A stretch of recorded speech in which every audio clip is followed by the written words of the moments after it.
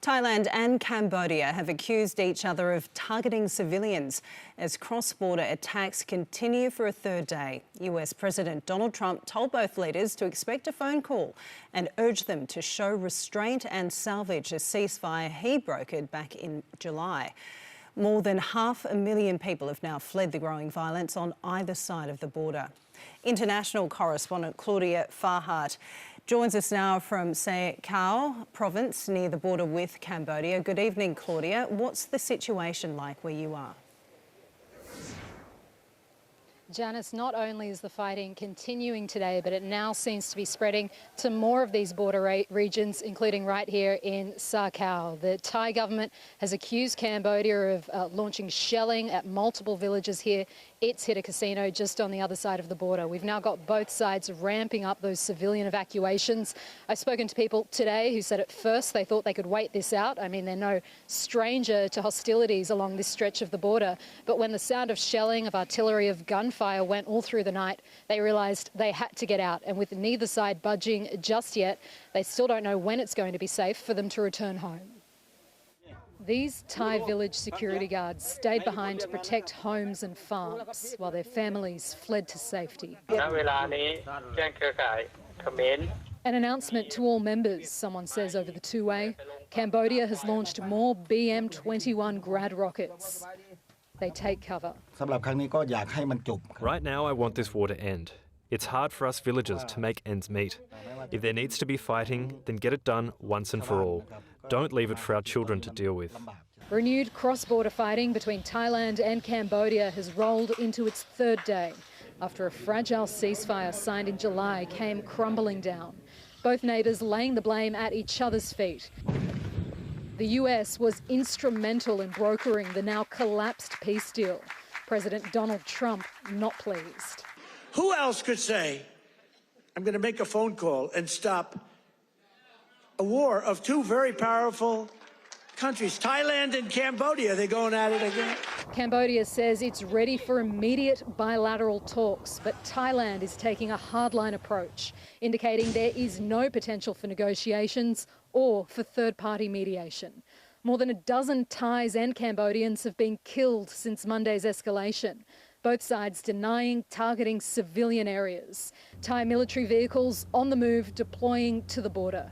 Families now living in makeshift evacuation centres, fearing they'll be here for the long haul. More than 500,000 civilians have now been evacuated from the border, about 80% of them here on the Thai side. Almost everyone we've spoken to today says they were forced to leave their homes, to leave their villages at very short notice, meaning most people arrived here only with the clothes on their backs.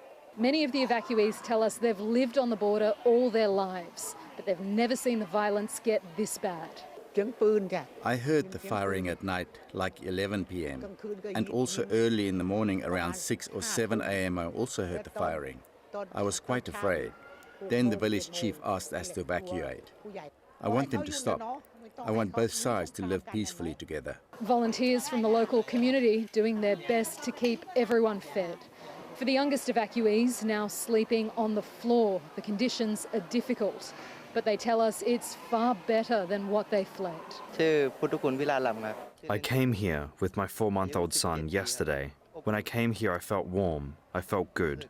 Because over there, at my home village, I was hearing the firing every day. My heart was racing. I was quite afraid. On the Cambodian side, people are feeling just as uneasy.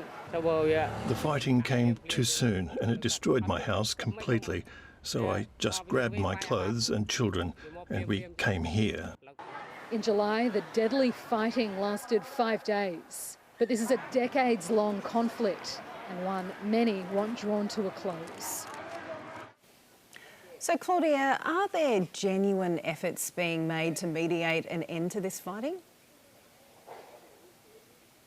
Not that we know of just yet, Janice. As we heard there from the US President, he says he's going to be making contact with both sides in the coming hours. The Thai Foreign Minister has already warned Washington against using the threat of tariffs to force it back to the negotiating table.